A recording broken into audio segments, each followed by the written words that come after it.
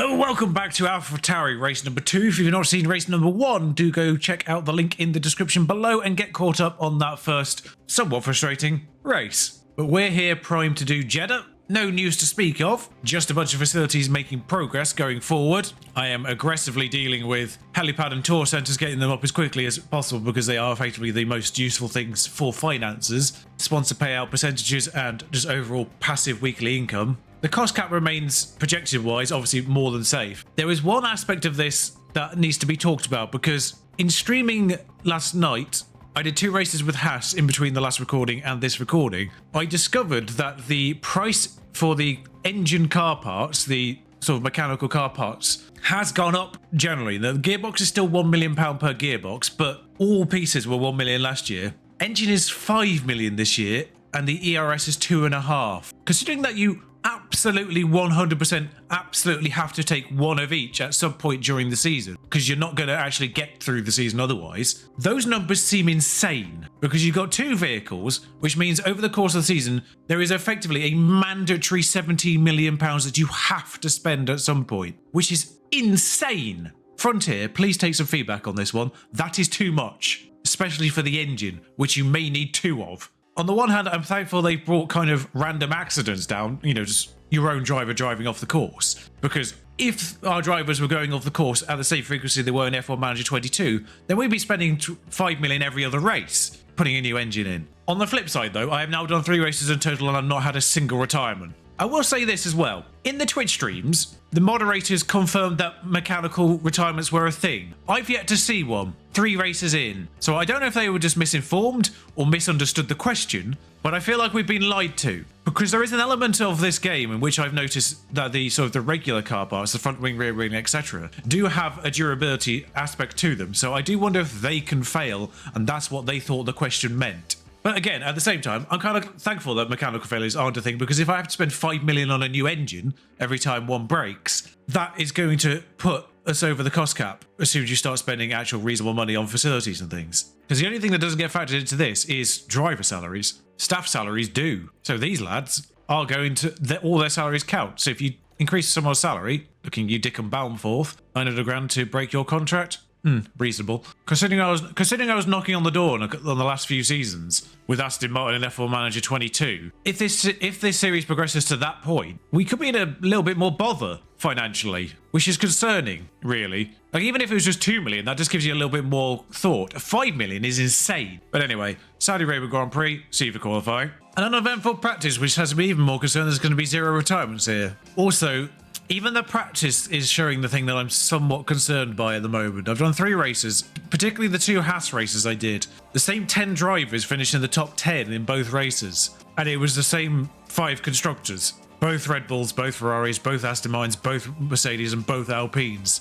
It kind of feels like the overall quality differences between cars is that much more pronounced. Now, interesting, it is Ferrari ahead of Red Bull here, but there is a certain element of 2x2 and hey, now car part knowledge is there. That's 100% for both boys. It's interesting that you need almost exactly 100% to get Nick de Vries into positive confidence, just because his bars are so much higher. But this is what I mean. This is what I was talking about earlier. Engines, 78% after 1 race and 1 practice. And it's not like you can run the tyres on conserve either, because then you're getting messages every 3 seconds saying your tyres are too cold, which is more irritation than anything. But new car part, 5 million. 5 million! Now that might be realistic in terms of real world prices, but insane in a game which forces you to basically do it more often than the real world does. Like, the engine wear in this is so much more than it is in real life, I think. So the fact they put a price more like real life is a bit of an issue. 20% on the ERS after 1 race as well. 1 race. That's more than that was last year, ERS-wise. Now, that might be because I was using a Ferrari engine last year's game, and this is obviously a Red Bull engine, so it's a different engine, so I might be getting different wear rates as a result. But obviously, I'm going to switch over all the car parts onto the brand new ones going forward. You've got to use each of the new car parts once before you can then add a new one in, so I'll be doing that with the engine and gearbox. ERS obviously already done after 2. Interesting that the driver confidence gives you more points than other things now, because I feel like it only gave you the 3 pace stats last year. Reactions, braking, and whatever the third one is. Accuracy, probably. So shout out to Yuki's accuracy apparently being 88. Chance of incident, low. Remember that. Now, all 3 practice sessions, I forgot Yuki was the faster driver and accidentally sent Nick de Vries out first. I remembered it correctly this time round. Regarding Nick de Vries, I am going to give him the exact same grace as the real world did. That's not going to get annoying either. Yes, I know they've done the flying lap. The time's on the board. I can see that. Don't interrupt me for this. That is going to get irritating. But De Vries faster than Snowden again somehow. I'm going to give him the same 10 race grace that real world AlphaTauri gave him. So essentially he gets to Silverstone, and if he is lacking overall, then I will replace him there and then like he was in real life. If after a couple of races he's kind of still doing okay, but if we get to the summer break and he has a couple of poor races after Silverstone, then I'll replace him in the summer break. He effectively gets 3 chances as the driver confidence actually has gone up on that qualifying lap, which is interesting. Yuki is borderline in this purple section. I don't even know what the purple is. So Piastri's done a poor time. Both Williamses are faster. Yeah, I mean, obviously prepare for pain for these first few races at AlphaTauri here, because that's the ballpark we're in, is can one of us beat Sargent or Norris, because the McLarens are similarly terrible at this point. Like, Sargent and Norris are kind of the only 2 we can realistically possibly ever be faster than, as, oh, which one was that just went out? Oscar. Bugger. 2 Alfa Romeos are in the garage still, so whilst I would prefer to send my drivers out at the last possible second, if I see Alfa Romeos come out, I'll try and get behind them. Just because of the bizarre timings that cars are coming out for their second runs here, I will prioritise trying to get the slipstream off a similar speed car. That's a Ferrari, not an Alfa Romeo. The kind of muted colours for the dots does make that slightly more awkward. That's an Alfa Romeo. So that's Yuki out. Now, we wait for Zhou Guanyu, maybe? There's the other Alfa Romeo. Damn it, there's a Ferrari that's popped out behind the Zhou Guanyu. So we're behind the Ferrari, not the Alfa Romeo. Superb. And we're also behind this Haas, which might have just started a flying lap. Yes, they have indeed just started a flying lap, which is not helpful. Keep pressing the wrong buttons. I'll go on board with Yuki Tsunoda. I'll go in Visor Cam because this is the fun section to be in. He has done a faster first sector there. Nick De Vries has done a slower first sector. Obviously, this is 2 sets on fresh tyres, so it's kind of just the difference between their accuracy on those 2 laps. Now, I'm hoping the fact he's been closer to this Alfa Romeo in these last couple of sectors will help yank him towards the line, particularly Yuki here. He has done a slower middle sector, which doesn't bode well. 15th! That's what we needed. Sargent is on a flying lap, however. Of course, Nick De Vries was behind a Ferrari who has disappeared, so he's not getting the same tow, if that is such a thing. In fact, I think there's a vehicle that's got in between the Ferrari. It might be the Haas that did a flying lap ahead of it, so I don't know how much of a slipstream he got off that, but Nick De Vries doesn't improve, it seems like. Sargent is just approaching the line now for back to 15th. Oh, it was so tight. But Yuki 16th is an improvement. I knew there was more in Yuki's time. He shouldn't have been behind De Vries. So frustrating. If only De Vries ended up behind someone slower, ironically, would have been more helpful for him. 300ths is the difference to Sargent. I kind of feel like Sargent's been overrated, or the Williams as a whole, because it's kind of trying to sort out the difference between Albon and Sargent, because Albon is sort of capable of this seemingly consistently, this sort of 12th to 14th section. But Sargent, as far as I'm aware, has been out basically in every Q1. Now, I have a little bit of insider knowledge here because I've done the Jeddah Grand Prix with Haas on stream. And I know the AI pretty much entirely did soft to medium runs, which had me very annoyed because these are the 3 options I was presented. And the fact I've been presented with them at AlphaTauri as well means it wasn't a Haas-specific high tyre wear problem. I don't know if that was being factored in. Also, I don't know why he's showing current tyres as 92% for the hards when, of course, I have a fresh set. I will never get used to the fact that the start lap is on the wrong side. Estimated race time, 16:13. Estimated race time, 16:22. And bear in mind, these were the strategies I ran with the Haas cars. So, a little irritating to find out that that would have been 9 seconds faster, and it's not one of the 3 presented options. But there we go. Doing the normal reverse strategy, obviously the car that's further up gets the priority on tyre at the beginning. Push him off the line, as always. Away we go. It's almost time for the Saudi Arabian Grand Prix. It's lights out and away we go. Sergio Perez on pole, Sainz second, Verstappen third, Leclerc fourth. I was about to say it's a good start. I was about to say it was a good start for Yuki Tsunoda, but he's actually been taken rather than overtaking. I was like, oh, he's got on the inside of the car. No, that was the car behind him. That's got on the outside of him. Immediately within the temperature windows for those tyres, so I can't actually attack them any harder. Trying to work out why De Vries managed to catch Yuki there off the line. But so quality of tyre seems to be a big thing, and I'll come straight back in actually. Quality of tyre seems to be a big thing already on this year's game. Like the softs are so much better than mediums, and mediums are so much better than the hards, and therefore it's always better to be on the best compound you can at any given point and avoid the hards except in extreme circumstances. Say a safety car around lap 15. So Yuki's on the back of Bottas again now. It's taken him a lap to kind of get there, but he's got there. So Bottas took an inside line to have a little bit of a nosy at Norris, but apparently that was an overtake. It didn't really look like he tried the overtake, Yuki, there. But Zhou Guanyu and Piastri seem to be struggling to keep up with even Nick de Vries on mediums, which seems incredible. I will say this, Piastri seems utterly useless. I don't know why. He's not the lowest rated driver. Sargent, I think, is the lowest rated driver, and he's actually got Albon through that start, remarkably. Yuki's about to start lap 3. Well, their tyre temperatures are running warm, but just because they're a little bit close to the car ahead, I think. Oh, they're still deploying as well, which is probably part of the problem. Yuki's got on the inside of Bottas, just as we get DRS next lap. I don't know what that radio message was about there. As Bottas going back. Apparently this is Bottas' highlight against us, apparently. Make it make sense. And that's No. 16th place now. No super. I mean, I love the fact that as soon as that camera angle got into like a sweet spot, it cut away to a different camera. Way to simulate the F1 broadcasts with their useless camera. So no more pushing fuel. DRS is now a thing, and De Vries isn't in Yuki, so that's helpful. Unfortunately, there's a train from Sargent. Did someone just crash behind? No. The second anyone got DRS on De Vries there, he immediately got overtaken by Zhou Guanyu. On soft tyres, admittedly. Now he'll get towed by Zhou Guanyu, who is on soft tyres. So I would suspect Zhou Guanyu is marginally faster than him at this point on a lap-by-lap basis. So I'm not angry at that, even though that will have affected his confidence, because any overtake does, apparently. One lap later, Yuki Tsunoda's having a look at Bottas on the inside through DRS. I don't believe that was a... Yeah, they both are in DRS range of Norris. I don't think Bottas dropped out the second there. Also, I don't know why they keep casting as Bottas overtaking Tsunoda, but no Tsunoda overtaking Bottas. That appears to be a bit of a bug. He doesn't seem to be getting the bonus of overtaking Bottas in the first place. Just try and see if you can stay out of the dirty air a little bit. There's a bit of a gap for Zhou Guanyu behind. Just cool those tyres down if you can, Yuki. I don't think you're in any danger of falling out DRS yourself. De Vries on mediums is capable of overtaking with DRS, which is nice, I guess. I love the fact that Jeddah has such incredible number of corners listed. Turn 25. Apparently, turn 25. Weirdly, that's not actually cooling his tyres, but gave him a better angle attack on Bottas. I love the fact that's still a thing. On certain racetracks, on certain corners, telling them to drive in clean air often put them in the right place to do an overtake, rather than just sort of being tucked up behind the car they're trying to overtake. They moved out and got the attack line, and that seems to have happened here. Now, I don't know how many corners this fight's going to last for, but it's a great fight. As long as he's still on the inside by the time we get to this hairpin, that's beneficial. Ocon has slipped through, I now realise. Norris has managed to get him. Albon's got ahead of his teammate and I think driven off a little bit. Yeah, he has. But that... Sorry, Yuki. Has Yuki been given the... Oh, he has got a confidence boost from that, because that has gone up.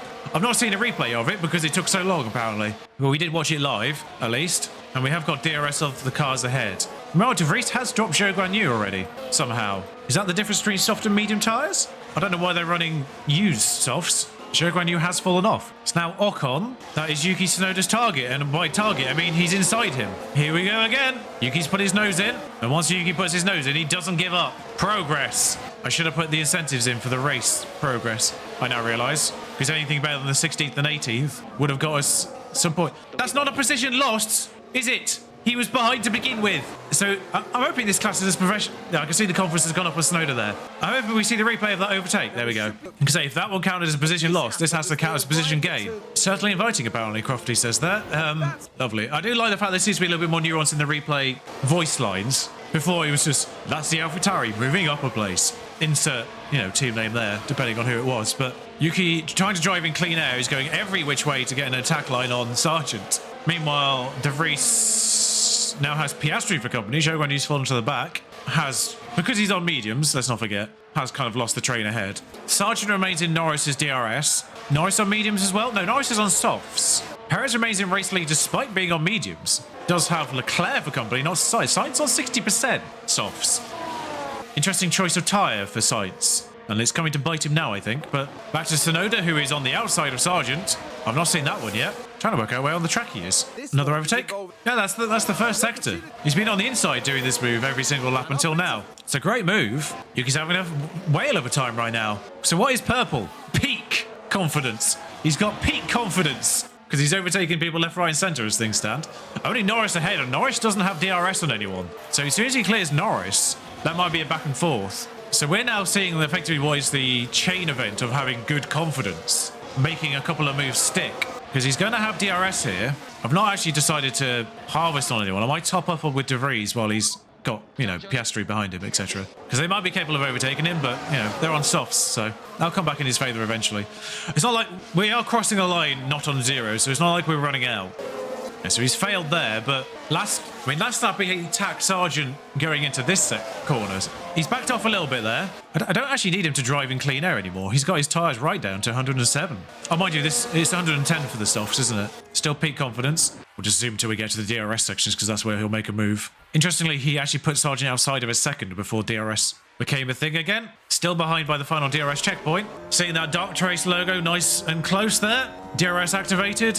Moves to the, what will be the inside, effectively. He's got the drive. Now, as a unit, we're only about 2 seconds behind Albon. 2 and a bit. So who's missing from that top 10? Ocon, compared to this race with Haas on stream. Struggling a little bit more on those mediums is Ocon. Yes. Great camera angle with that giant screen blocking it. Up to 13th for Yuki. Still no points, of course, but, you know, pride. So whether Yuki's actually faster than Norris currently, I don't know, but he's obviously going to have maximum confidence from having made that overtake. I suspect with 3 DRS zones, Norris might come back at him here because he only fell to about 6/10. Well, he's not making that much of an inroad, interestingly. I think he might be far enough behind to not actually challenge him. He got his nose in, but I think Yuki will... by the end of this, I think Yuki will successfully defend because he's got the inside line. Nope, he gave up. I don't know what that yield was about, but he gave up. I would argue that Yuki is faster, just purely, because look how much closer Yuki is following Norris here than Norris was to Yuki. Now, stay behind by the checkpoint, please. Never mind. I think Norris might have DRS here. He does. Well, he's got away with it by the looks of things, but he's overtaken him here, which is not the place to do it. Well, it's the place to do it, provided you stay behind on the line, but he didn't. But I think he's gotten away with it. He has. He's gotten away with that. We've harvested enough, I think, with De Vries now. We just shaved a little bit more into his battery there. I just want to push Yuki Tsunoda's fuel a little bit through this lap. I just want to see if I can keep Norris behind significantly and sort of make him worry more about Ocon behind him than attacking. Because if he's forced to defend more than he's forced to attack. Interesting, the tyre temperature is coming down now. He's in absolute clean air. Trying to work out if De Vries is catching Bottas now. Bottas on softs. So I've got a feeling we might be in a changeover period here. Ocon's just sidled straight through us and gone, you know, up 4 seconds. Bottas has caught Sargent somehow, though. I don't understand that one. And dropped De Vries. I was thinking that was going to go the other way around. But for whatever reason, Yuki can't hold on to Norris as well. Ocon's gone through Albon ahead as well, who I think is also on softs. So I think we're in that period of the race where the softs are worse as Yuki has a go at Lando. We've rejoined this fight right at the right moment. I think he's on the wrong side to make this stick, though. But, you know, Yuki, it's not an overtake, is it, by Norris? He was already ahead. I might use this opportunity as he seems to be struggling to deal with Lando, whose tyres must be worse than his because Yuki's were better to begin with. They're about the same, actually. Sainz is pitted off what must have been basically non-existent softs. Yuki's got Lando, but I think he's done it in the wrong place again. Although Lando's pitted immediately, which is helpful for him. I mean, we watched the overtake because we did miss it live. Into that final corner again. Head on the line again, which is stupid. Yuki, just back off, mate. But Lando pits. So clean air for Yuki now. It's a couple of laps. Norris will get an undercut here. He's actually kind of tracking beneath his wear rate. So I don't think Yuki's smoothness is great. Actually, is this not his optimum lap? Because he'd technically be pitting on the next one. I think this is actually his optimum pit lap. We've got to cover off Norris as best as we can here. He's going to be held up by Zhou Guanyu, which is helpful. So hopefully Zhou Guanyu held up Norris enough there. I don't think he has, looking at the intervals. 6th fastest pit stop? Yeah, we're miles behind. 1.4. Get back in DRS range. Yuki, would be great. Got to get those tyres up to temperature first, though. I mean, De Vries ultimately will hold Tsunoda up. We can't get Yuki into the DRS range, which is a shame. Even pushing fuel, we can't get him into range. Can't get Yuki into Norris's DRS again.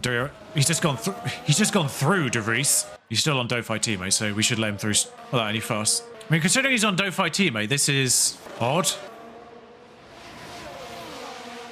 Oh, that was actually very nicely done. That was a lot smoother than it was on last year's game. You used to lose so much time doing that. He also did it in such a way that gave Yuki the DRS, and he sacrificed it for himself. Now fighting Bottas, which isn't great, but one more lap, I think. You can push fuel on this lap, though. Optimal pit stop to go on to softs. Magnus had a pit stop issue, which I don't know if that helps or not. He's put him closer to Yuki, but I think he's gone medium to soft. Yeah, so he's on softs now. Oh, wait, so he's actually on the optimal lap now, so attack those tyres. Nick. All right, so Nick in the pit. Whether he can make that time back up again, I don't know. We'll find out. It's a learning game. I don't think Zhou or Piastri have pitted. Well, they must have. I think they started on softs, didn't they? So Nick comes out last, but he does have soft tyres on compared to what are presumably their mediums. Perez still leads from Leclerc, Verstappen, Sainz, Alonso now 5th. Yeah, so Nick's immediately caught Piastri there on what are somewhat used mediums now. I don't think those mediums will get to the end of the race. Sonoda's are barely going to get to the end of the race, and he's on 79. Hulkenberg's pushed his mediums as long as he can possibly take them. So Perez hasn't pitted yet. So in theory, De Vries should just drive away from Piastri and then drive effectively straight towards Zhou Guanyu within a couple of laps, I imagine. But Tsunoda being held up by Magnussen, is he? No, he's being towed by Magnussen, I think. 4 seconds the gap. Tsunoda's still topping up here, actually. What does he cross the line at? 22? That's a good start. I don't think he's going to close, though. Yeah, until Norris drops out of that DRS, he's not going to close. So Hulkenberg comes out behind Tsunoda, but he's now on fresh softs. So I imagine he'll just drive straight through us at some point. Sargent not making inroads on his softs as much as I thought he would. I am intrigued by some of these runners, though. Albon pushing his mediums to the limit. Like, Bottas's mediums there are odd, because he's put them on way too early, it seems. And interesting that Magnussen put his tyres on, I think, after De Vries. No, he put them on before De Vries. He pitted earlier. Ocon and Magnussen on 77-79% softs is a curious situation, and I don't think they're going to get to the end of the race either. So if Yuki can end up in someone's DRS, that would be great. Because if I could just put him on light tyre usage. Yeah, so Albon's pushed those way too long and gone down to 16th now. Still out of his teammate, though, I think. Hulkenberg's taken longer just to drive up to us than I was expecting, but I guess he maybe had one lap to get his tyres up to temperature. Just make sure Yuki gets to the end of the race. I think Nick De Vries kind of runs on line with his tyre wear, whereas Yuki does seem to run slightly under his bar. So I'll just give him a couple of laps driving a little bit slower in the anticipation of Hulkenberg just driving through us. Trying to get that DRS as early as possible. Don't defend this because he is faster. That's the wrong message. Hulkenberg is significantly faster than you in this moment. Don't bother defending if he attacks. Don't invite the incident. Hulkenberg's the one that's going to capitalise here. We're basically hoping Ocon and Max's tyres die. I think we've actually gained on Tsunoda.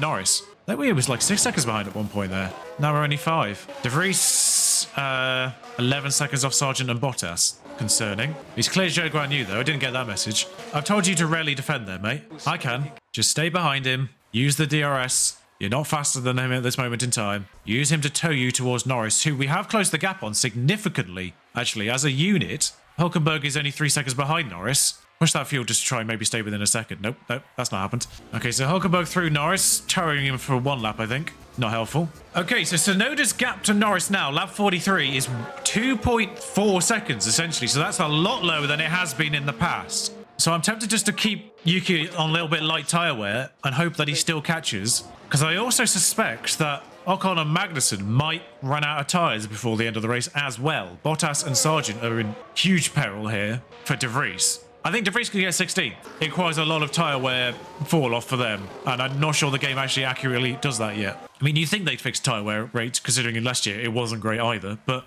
if we can just keep Tsunoda's tyres better than Norris's towards the end of this race. Tsunoda's definitely worse on his tyres than Norris because he was ahead of him in tyre wear, and now he's behind. So no, Tsunoda's smoothness is something that needs improving then, that's for certain. De Vries has been lapped, which is a problem. The cars that have lapped him are significantly ahead of him though. Alonso's behind. Not too far behind, but those cars are now just lapping Bottas and Sargent, I think. So they're about to just be pushed back a bit. Yeah, there's 3 cars just chasing Bottas and Sargent, so they're about to get pushed back towards De Vries, which I think is part of what the differential... Yeah, it's 8 seconds now, look at that. That was about 12 moments ago. So that unit of 3 have now got onto Bottas and Sargent. 7.6, 7.3, 7.2, 7, almost. Stayed about 7.2. Okay, so there we are. Well, we're under 7 seconds. Their tyre wear has disappeared now. Their tyre functionality has now entirely disappeared. Tsunoda is somehow now 5 seconds behind Norris. What's happened there? You've not been lapped, have you? How has that gone from 2.5 to 7? I know I've just made you go light, but that shouldn't be worth 2 seconds a lap. It's just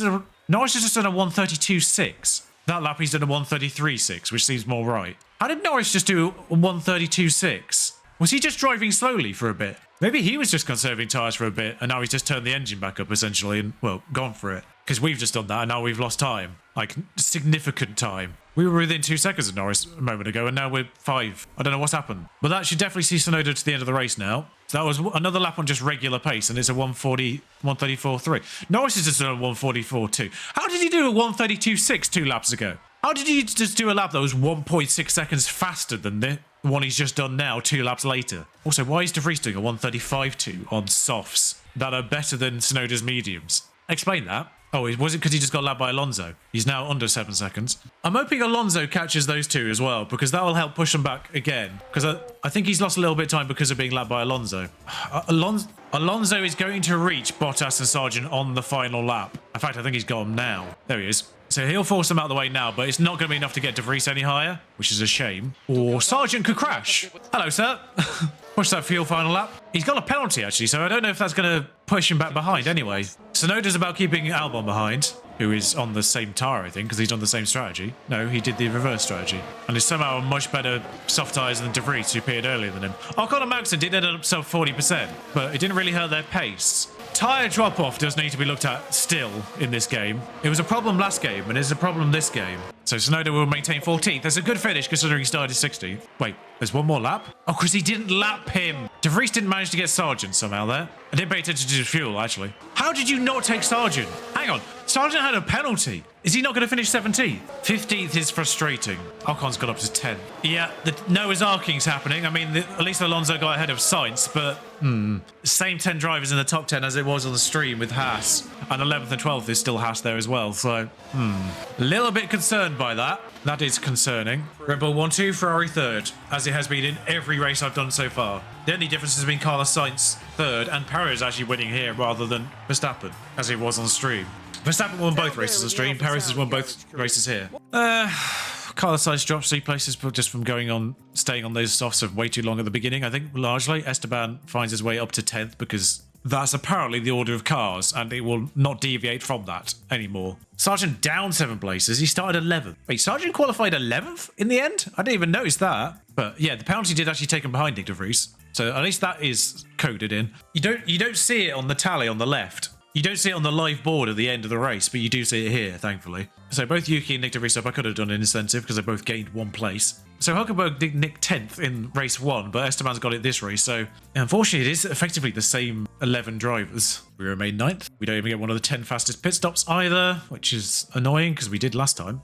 Nice. He's a pretty solid sporting director at 85 now. So one thing I did forget to sort of look at the very beginning of this was looking at the development focuses for the staff, because it's exactly the same as it is for the drivers now, in the sense that you can sort of look at them specific areas. And I think really we need to look at that one. Look, training 78, leadership 80, his other statistics are in the 90s. So we'll focus on the things he lacks in. Now the good news is just on pure race usage, it looks like the engine parts only lose about 5 to 6% on the race itself. So it's obviously using it in practice, that's the problem. So hopefully on a race-by-race basis, that does look like you could probably use them fairly solidly for 6 races without really being in any danger of dropping them. And it's a 23-race season, so for the engine and gearbox, I believe there are 3. I think there's 4 gearboxes to begin with and 3 engines. So the engine is going to be a little bit more of a problem, I think. So realistically, using 1 engine for 8 races, we're definitely going to need 1 engine per car, for certain. Gearboxes, certainly going to need at least 1 gearbox per car, even at this rate as well. And ERS, we're definitely going to need 1 of each. So yeah, you do have to put aside 17 million minimum, with the knowledge that you may need at least another 12 if you need another engine and gearbox, especially if there's an accident, of course, which damages them. But Daruvula, Doohan and Maloney come out on top of the F2 race in Saudi Arabia, no F3 race there.